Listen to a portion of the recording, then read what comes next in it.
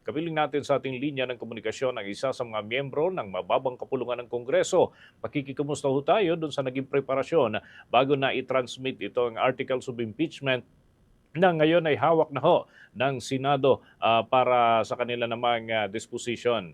Si Representative Antonio Tino nasa linya ng ating komunikasyon mula sa ACT Teachers Party List. Magandang umaga po sa inyo, si Bombo Dennis Hamito po ito. Together with me, si Bombo Jaira Hanggayo.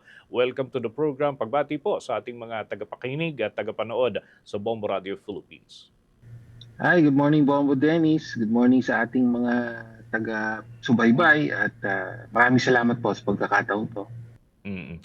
Ano po ang inyong take, Representative Tino? Nakasabay pa doon sa paghahatid ng articles of impeachment, yung kaguluhan ano ho, dyan sa Senado, meron pang putukan ng baril na umalingaw-ngaw at nagkaroon pa ng pagpapalit ng liderato bago po yun. So ano po ang take niyo dito and sa palagay niyo may epekto kaya dyan sa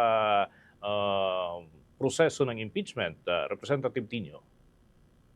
Of course, maraming concern no, na doon sa development sa Senado. Well, una-muna, i-emphasize natin na makasaysayan yung pagka-impeach ni Vice President Sara Duterte sa House of Representatives.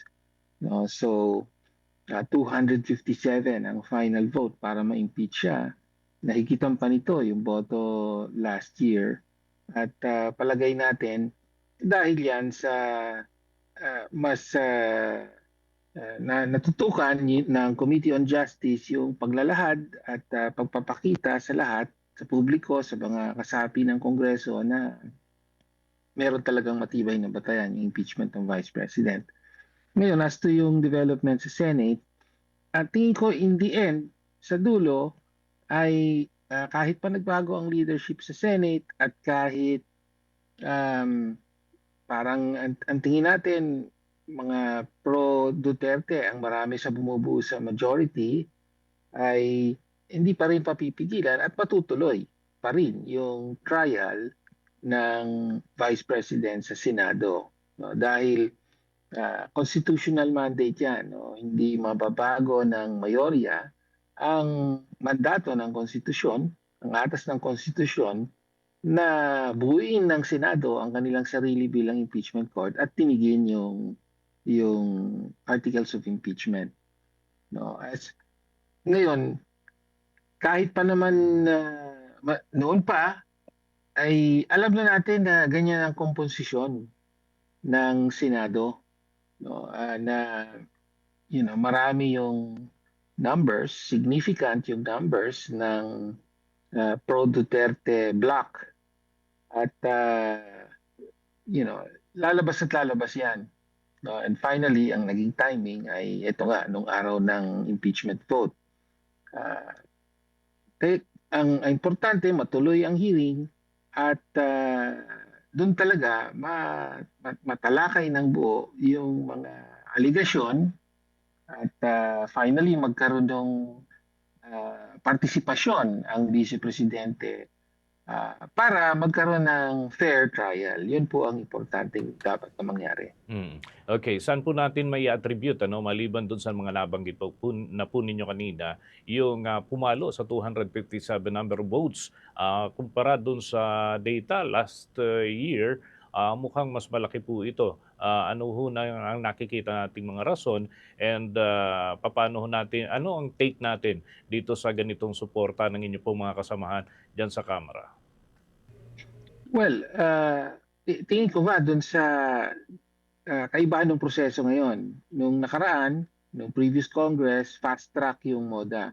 Diba? So, basta nakakuha ng sapat na bilang ng boto, tinransmit na kagad. Pero ngayon, alam natin, dumaan muna sa Committee on Justice Hearings at sa pamumuno ni Chairperson Luistro ay naipakita naman na sa publiko na fair yung proseso.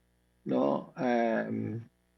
Talagang nag-focus lang dun sa pag-determine ng probable cause.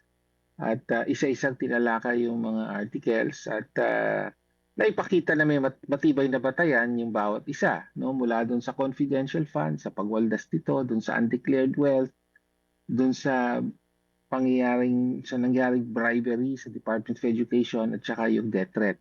So nakita na merong mga matibay na batayan, lalo na yung confidential funds. Talagang meron ng disallowance ang COA para sa malaking bahagi nito, 448 billion. Tapos yung undeclared wealth, especially yung 6.7 billion total na lumabas at pumasok na pondo sa mga undeclared bank accounts ng Vice President. So napakalakas nun.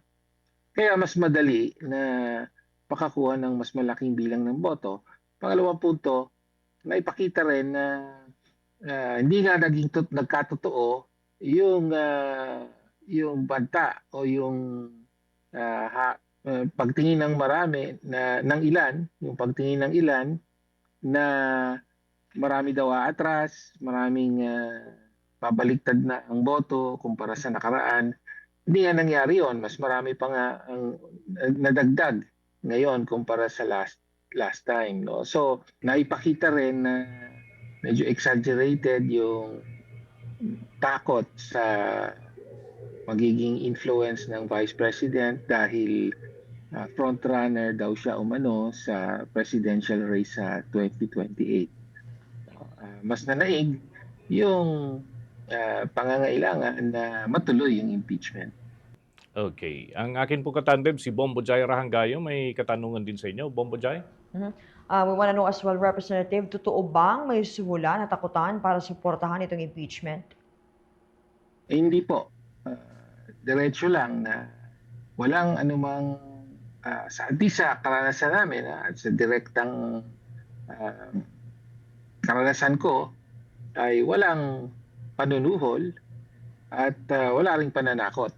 No? So kaya matagal na yung tindig namin na consistent na hindi nagbabago mula pa nung nakaraang kongreso na para tayo sa impeachment ng Vice President. No? Kung matatandaan nyo, ang ACT Teachers Party List through Representative Franz Castro, siya pa nga ang unang naglagtad ng issue ng pag-abuso sa confidential funds.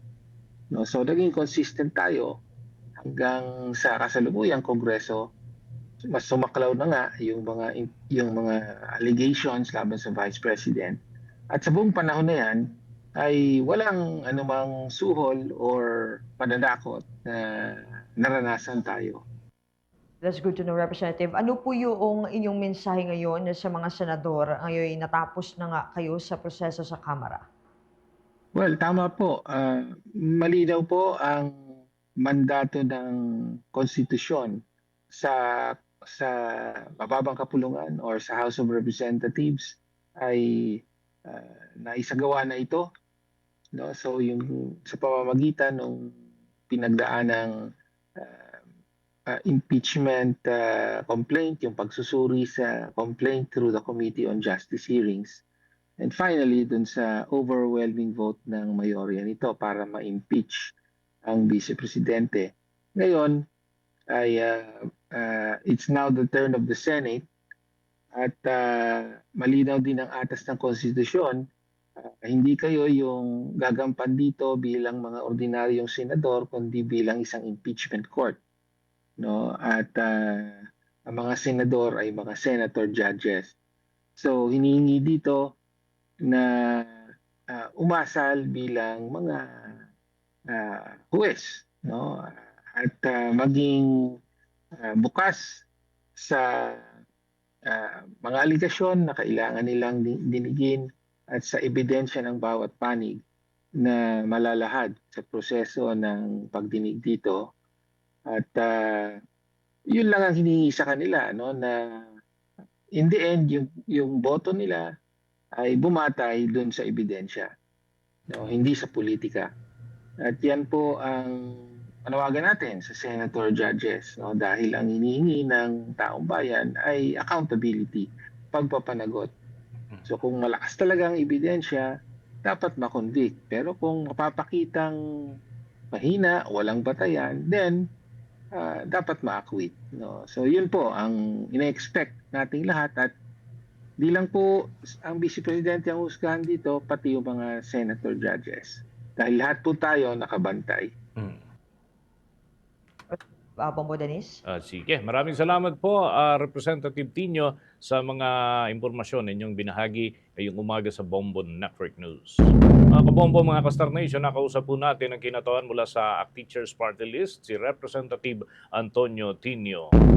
For the most trusted source of news and information, visit our website at www.bomboradio.com. Follow us on Bombo Radio mobile app, Facebook, YouTube, TikTok, and X, formerly Twitter. Like, share, and stay connected.